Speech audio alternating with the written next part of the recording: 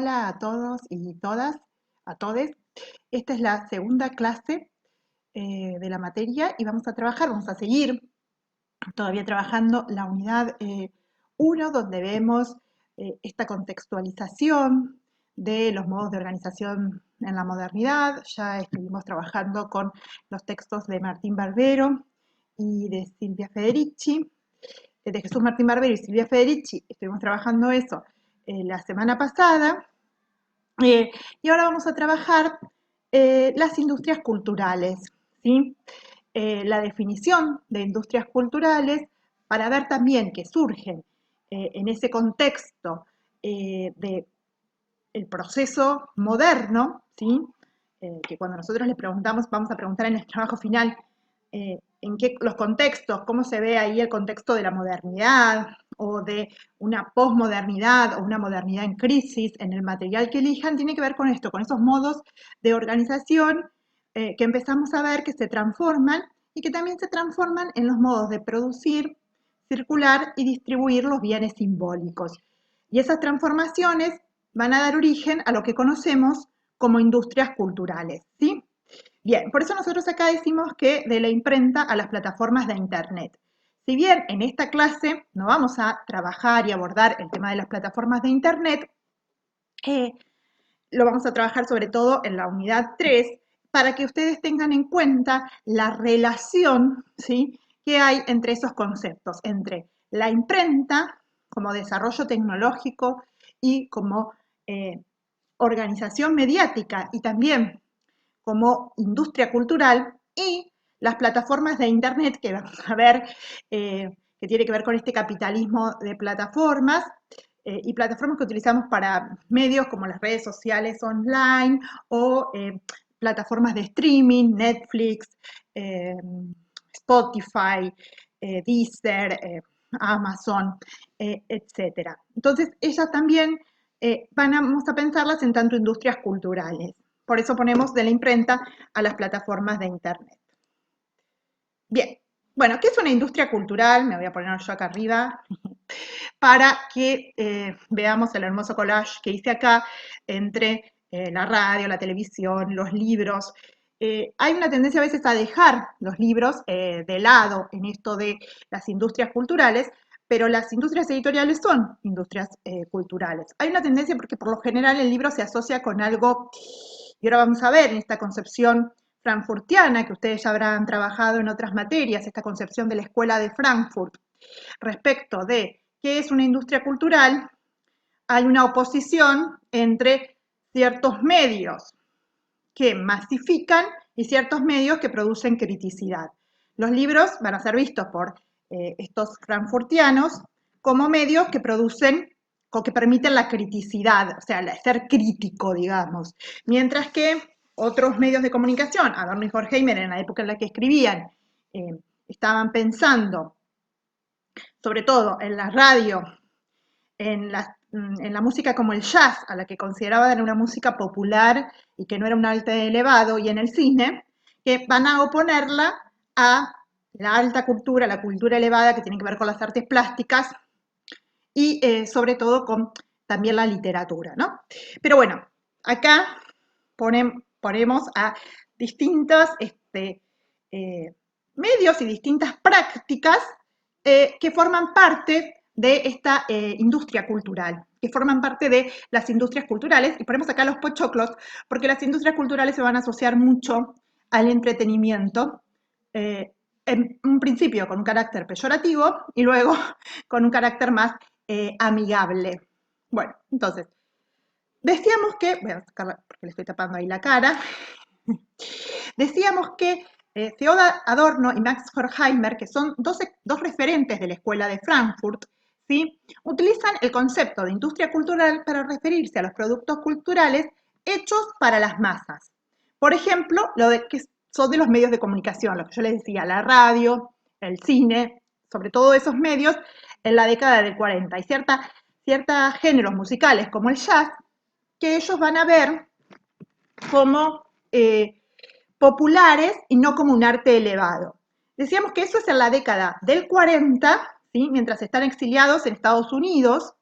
No vamos a a repetir, esto seguramente ya lo trabajaron en otras materias, pero ellos son marxistas, judíos, que tienen que escapar de la Alemania nazi y emigran a Estados Unidos.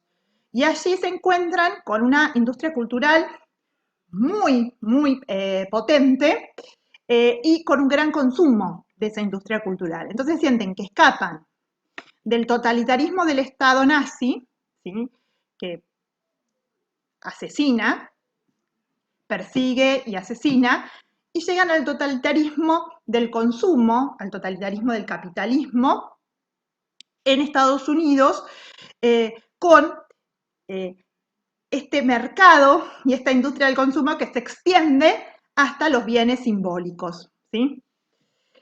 Si nosotros pensamos que es en el contexto moderno, en el proceso moderno que empieza, para poner una fecha, que en realidad cuando ponemos fechas estamos hablando de Europa y no de lo que pasa en América ni lo que pasa en otras partes del mundo, pero que se ubica con el siglo XV, que empieza la colonización, la expansión de los mercados, empieza el ascenso de la burguesía y se desarrollan diversas tecnologías a lo largo de los años que, entre ellas la imprenta, que van a transformar las formas simbólicas que antes circulaban de boca en boca en forma oral, ¿sí?, sin que nadie pagara nada por eso, las van a transformar en bienes simbólicos. Es decir, se va a empezar a pagar por los libros, principalmente, que es lo que se producía en esa época, ¿sí? Se va a empezar a comprar, ¿sí?, esas formas simbólicas, por lo tanto, se transforman en bienes simbólicos. Entonces, esto que Adorno y Horkheimer ven en 1940, ya hacía 5 siglos que pasaba, ¿sí? Pasa que ellos ven ahí como una exacerbación de la sociedad de consumo y de la sociedad del espectáculo, como dirán otros autores, norteamericana, y por eso tienen una mirada un poco negativa respecto de la producción para las masas. Y eso consideran esa producción para las masas, la denominan industria cultural, ¿sí? Entonces, hasta ahí, industria cultural tiene un carácter bastante negativo. Por eso decimos, bueno, en ese contexto el concepto no tiene buena prensa porque designa productos hechos en serie, de forma masiva y para entretener, lo que para Adorno y Horkheimer no era algo bueno, ¿sí? Porque ellos vienen de una tradición de la ilustración y una tradición marxista. ¿Qué quiere decir esto? Quiere decir que ellos pensaban, como sujetos de la ilustración que eran, que el futuro iba a traer, que el desarrollo y el progreso iba a traer un mundo mejor. Se encuentran con que la tecnología toma, ellos dicen, caracteres destructivos, ¿sí? Se produce tecnología para la guerra y para los campos de concentración, y además, eso, en Europa y en Estados Unidos, la tecnología está al servicio del entretenimiento que nunca va a permitir que haya una revolución proletaria. Porque no va a permitir que haya una revolución proletaria porque, ¿qué pasa? Aliena a los sujetos, le quita esa capacidad crítica a estos receptores, a estos receptores. Ellos dicen, bueno, la gente, para decirlo rápido y fácil, la gente se idiotiza con la radio, se idiotiza con el cine y entonces no está pensando en sus condiciones de producción, en sus condiciones materiales, no se da cuenta que está siendo explotado por el capitalismo, porque el capitalismo lo entretiene con estos discursos banales, y entonces nunca va a haber una liberación de esos proletarios. Una mirada que además de negativa, ¿sí?, es una mirada que pone un peso en el sujeto y lo pone el sujeto a las personas como alienadas frente a los medios de comunicación, que ya habrán trabajado las distintas miradas y las distintas teorías respecto de los medios de comunicación, de los receptores, etc. Bueno, entonces, en este contexto, la industria cultural, para estos autores de la Escuela de Frankfurt, y solamente nombro a Adorno y Horkheimer porque ahora vamos a ver qué pasa con Benjamin, es algo que está mal, digamos, que lo ven diferenciándolo del arte elevado, que es el que lleva a la criticidad, ¿sí? Entonces, entienden que la radio, el cine y géneros musicales como el jazz eran productos hechos para las masas, pero que además alienaban, uniformaban y generaban este entretenimiento conformista en todos los sujetos.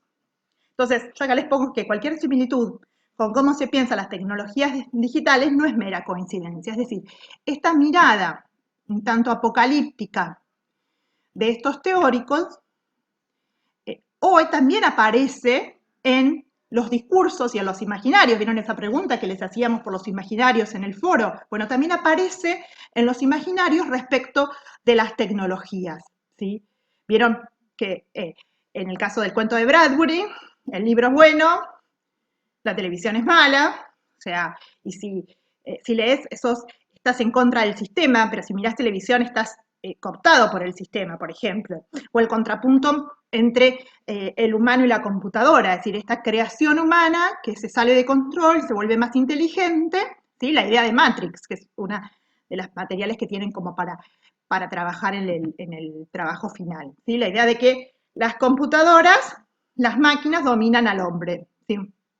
Es una idea reduccionista y determinista, ¿sí? Entonces, esta idea que tenía, fíjense, Adorno y Horkheimer con el jazz, que hoy casi es considerado un género para eruditos, la tienen hoy muchos, no sé, con el trap, con el reggaetón, por decir esta cuestión de los consumos y cómo son entendidos esos consumos, lo que llamamos en comunicación los consumos vergonzosos, es decir, que no están reconocidos por el canon, ¿sí? Pero bueno, ¿quién fija ese canon? Sería la pregunta. Bueno, entonces vemos esta mirada de la industria cultural.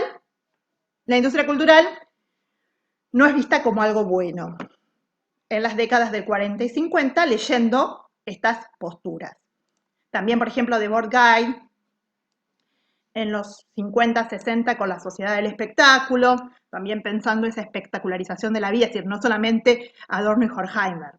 Hay otros teóricos que también van a pensar desde ese lugar.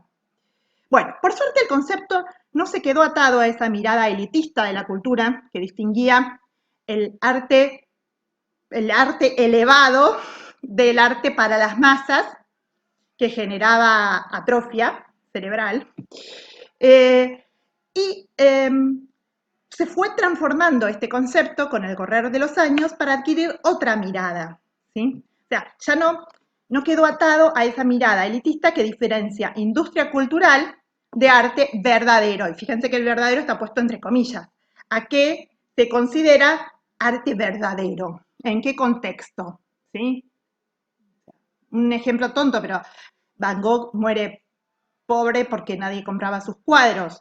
El tango era considerado en otros contextos una música de compadritos, de arrabal, que las clases populares y además casi vándalos, ¿sí? De los bárbaros, diría Barico. Y hoy el tango representa lo rioplatense en concursos por el mundo, y no sé, van a bailar a Japón, ahora en pandemia no, pero en otros contextos, tango como un arte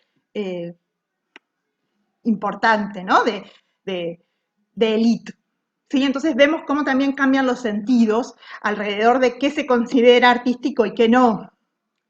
¿Sí? Por eso, bueno, cambia la concepción de lo que se entiende por industria cultural.